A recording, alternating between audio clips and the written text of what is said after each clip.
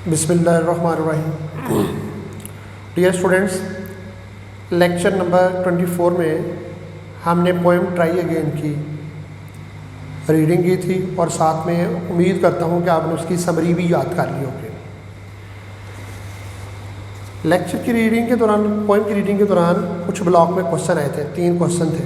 आज हमने इनके आंसर्स देखने हैं, साथ में इस पोएम का थीम और वोकैबुलरी चेक करेंगे। ओके। इसके अलावा आपको ये भी बताता चलूँ कि पंजाब टेक्स्ट बुक बोर्ड ने आपके सिलेबस को कुछ शॉर्ट कर दिया है, जिसे स्मार्ट सिलेबस का नाम दिया है, क्योंकि काफ़ी सारा टाइम जो है ना वो गुजर गया है, इसलिए अब आपका सिलेबस ना जो है ना उसको शॉर्ट कर दिया गया।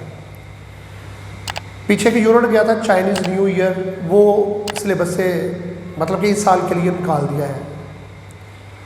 तो इसका मतलब ये हुआ कि लेसन 1 और ये 3 जो है ट्राई अगेन, ये वाला हम करेंगे। आगे नेक्स्ट जो है ना वो हम सिर्फ वही यूनिट्स करेंगे जो कि स्मार्ट सिलेबस में शामिल है। बच्चों, सबसे पहले तो देखिए ये जो ब्लॉक में कुछ क्वेश्चन आए थे वो, what does the word persevere mean. Reading के दौरान हमने इसका तर्जुमा किया था साबित कदम। तो परसवियर साबित कदम रहना, डटे रहना, किसी मौक़िफ़ पर जमे रहना। आंसर इसका ये होगा, the word persevere means to persist steadily in an action और believe in spite of difficulties. यानी कि मुश्किलात के बावजूद भी अपनी किसी बात, किसी अकीदे पर सब कदमी से जमे रहने का मतलब परसवियर है। नेक्स्ट क्वेश्चन है, if we strive it is no disgrace, explain this sentence. इस जुमले की वजाहत करनी है कि अगर हम कोशिश करें तो ये बात कोई शर्मिंदगी की बात नहीं है, इसकी एक्सप्लेनेशन है। तर्जमे में हमने सेम ऐसे ही किया था, थोड़ी सी मैंने वजाहत की थी कि in spite of the failure, if we fail we should not lose heart, we should continue our struggle, we should continue to make efforts as much as possible. और आप किस बात को देखते हुए अगर लोग कहें कि भाई ये बार बार फेल हो रहा है, तो ये शर्मिंदगी की बात नहीं है, ये तो बड़ी अच्छी बात है कि आप हौसला नहीं हार रहे। तो if we try hard and compete steadily and bravely for a good cause, अगर हम सख्त मेहनत करते हैं और किसी अच्छे मकसद के लिए बड़ी साबित कदमी और बहादुरी के साथ मुकाबला करते हैं, तो it is an honour not a disgrace. ये बात काबिल एजाज़ है, शर्मिंदगी की बात नहीं है। क्वेश्चन नंबर 3 है, why is the poet repeating the sentence try again. शायर लफ्ज़ ट्राई अगेन को रिपीट कर रहा है, बार बार उसको दोहरा रहा है। तो हमने देखा तकरीबन हर स्टेंजे के एंड में वो ट्राई अगेन का वर्ड यूज़ कर रहा है, जैसा कि आप देख सकते हैं, try again, try again, try again, try again, try again, कितनी बार उसने इसको यूज़ किया है। तो मकसद क्या उसका है शायर की इस बात को रिपीट करने का। He is repeating this sentence, तो शायर इस जुमले को रिपीट इसलिए कर रहा है to give emphasis on importance of trying again and again, बार बार कोशिश करने की अहमियत पर जोर देने के लिए, एम्फेसिस जोर देना। ही वांट्स टू परसुएड अस, वो हमें इस बात पर कायल करना चाहता है टू कीप ऑन ट्राइंग, कि हम कोशिश को जारी रखें अगेन एंड अगेन, बार बार, अनटिल वी सक्सीड, जब तक कि हमें कामयाबी नहीं मिल जाती। तो बच्चों, लेसन के दौरान जो ब्लॉक में शॉर्ट क्वेश्चन दिए होते हैं, देखा गया कि कभी कभार इनमें से भी कोई एक आध शॉर्ट क्वेश्चन आ जाता है, इसलिए इनको फजूल ना समझें, ये ज़रूर करें। आगे है हमारा थीम में से पेपर में से कुछ नहीं आता। समरी अगर आपने जो याद किया गौर करें तो उसमें बहुत सारी लाइन्स ये वाली शामिल हैं। The message of the poem is universal. इस पोएम का जो पैगाम है वो आफाकी है।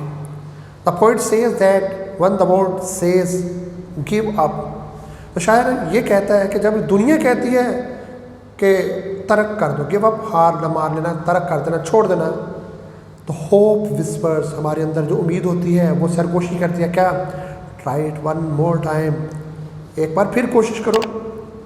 The road to succeed is dotted with many tempting parking places, कामयाबी की तरफ जाने वाली जो सड़क है उसमें बहुत सारे मकामात ऐसे आते हैं जहाँ पर पार्किंग प्लेसेस हैं, रुकने की जगह, जो कि हमें टेम्पटेड करती हैं, हमें वरगलाती हैं, लेकिन so you should keep up trying again and again. आपको क्या करना है, कोशिश को जारी रखना है टू क्रॉस दिस रोड, इस सड़क को पार करने के लिए। उसके बाद बच्चों वोकैबुलरी में ए में वर्ड्स के मीनिंग पूछे और बी में उनके सिनोनिम्स पूछे। तो ज़रा ये चेक कर लें, लेसन के दौरान हमने ये पढ़े भी थे, इनके मीनिंग भी चेक किए थे। पहला वर्ड था हीड, तवज्जो देना। गिव, टू गिव अटेंशन, किसी बात पर बड़े गौर से जो है ना, इन्हमाक के साथ जो है ना उसको लुक करना। केस, सूरत हाल या हालत, कंडीशन। परसवियर, ये अभी हमने एक शॉर्ट क्वेश्चन में भी देखा है कि परसवियर का मतलब क्या होता है। इसका मतलब था साबित कदम रहना, डटे रहना, अड़ जाना किसी बात पे। टू बी स्टेबल, अच्छा चूंकि उन्होंने कहा है कि right the meaning of the word, meaning भी इसी तरह लिखते हैं, लेकिन जब सिनोनिम होगा तो इसका परसिस्टेंस सिनोनिम्स हो सकता है। साबित कदम रहना, एक जगह पर अपने पे कायम दायम रहना, डटे रहना। पेशेंस कहते हैं सब्र को, टॉलरेंस को। टू बियर समथिंग, किसी बात को बर्दाश्त करना, that is against your taste और एबिलिटी। अपनी ज़ौक़ या अपनी ख्वाहिशात के मुखालफ आपने किसी बात पर को बर्दाश्त कर लिया है तो ये आपका सब्र है, ये बर्दाश्त, ये टॉलरेंस। स्ट्राइव करना, कोशिश करना, जदोजहद करना, स्ट्रगल करना। उसके बाद find synonyms of the following words, इन अल्फाज के सिनोनिम्स देखें। पेपर में वैसे ये आप ये ध्यान में रखना बच्चों, उर्दू मीनिंग नहीं आते, ये उर्दू मीनिंग सिर्फ आपकी समझने के लिए, आपकी हेल्प के लिए रखे गए हैं। पेपर में जस्ट उनके सिनोनिम्स आ रहे हैं। करज कहते हैं हौसले को, हिम्मत को, जुर्रत को, ब्रेवरी, वैलर। हार्ड का मतलब ठोस, सख्त, टफ, सॉलिड। रिवार्ड, सिला, इनाम, प्राइज, बाउंटी। कंकर कर लेना, फतह पा लेना, मुसख्खर कर लेना, किसी पर गालिब आ जाना, कैप्चर कर लेना या ओवरकम कर लेना। डिस्ग्रेस तौहीन को कहते हैं, शर्मिंदगी को कहते हैं, इंसल्ट को, डिसऑनर को कहते हैं। तो बच्चों आज के लिए मेरा ख्याल है इतना ही काफ़ी है। आप लोगों ने ये 3 शॉर्ट क्वेश्चन याद करने हैं। थीम में से याद करने वाली कोई चीज़ नहीं है, ये आपने समरी याद किया है तो गालबन ये लाइनें उस समरी में होंगी। और समरी के बारे में मैं आपको बता दूं, चूँकि अल्टीमेटली आपने करनी तो आप किसी ना किसी हेल्पिंग बुक से याद है। हेल्पिंग बुक कौन सी अच्छी होती है? सारी ही अच्छी हैं, अच्छे राइटर्स ने लिखी है। सबसे अच्छी वो होती है जहाँ से आपको समझ आ रही है। अच्छा, मैंने एक और बात भी देखी है कि हर हेल्पिंग बुक में समरी एक से ज़्यादा लिखी है, कुछ में 2 लिखी है, कुछ में 3 लिखी हुई हैं। एक इजी लिखी हुई है एवरेज स्टूडेंट के लिए, एक स्टैंडर्ड लिखी हुई है और एक आउटस्टैंडिंग लिखी हुई है। याद कौन सी करनी है? तो बच्चों पहले ही बात ज़हन में ये रखें कि समरी पेपर में 5 नंबर की आती है और 5 नंबर के हिसाब से आपने देखना है कितना लिखना है। ये इस तरह से नोट कर लें, शॉर्ट क्वेश्चन 2 नंबर का होता है तो उसका आंसर कितना लंबा लिखते हैं, तो समरी 5 नंबर की है तो कितना लिखेंगे, तो अंदाज़ा कर लें फिर। यानी कि शॉर्ट क्वेश्चन को 3 गुना ज़्यादा लंबा कर लें, इतनी होनी चाहिए। तो बहरहाल वो स्टूडेंट्स जिनको याद करने में दिक्कत है तो वो तो भी ईजी और एवरेज स्टूडेंट्स वाली याद कर लें। बाकी जो स्टूडेंट्स चाहते हैं कि अच्छे मार्क्स आएँ तो वो आउटस्टैंडिंग करने की ज़रूरत नहीं है, आप स्टैंडर्ड वाली कर लें। आउटस्टैंडिंग करेंगे याद वो बहुत लंबी है, वर्डिंग भी टफ है, गलतियों का काम ज़्यादा बढ़ जाता है, तो इसलिए बेहतर है आप स्टैंडर्ड वाली यानी कि जो दरमियानी वाली है वो याद करें। ठीक है, उसके बाद बच्चों आपने इसके ये मीनिंग याद करनी और सिनोनिम याद करने।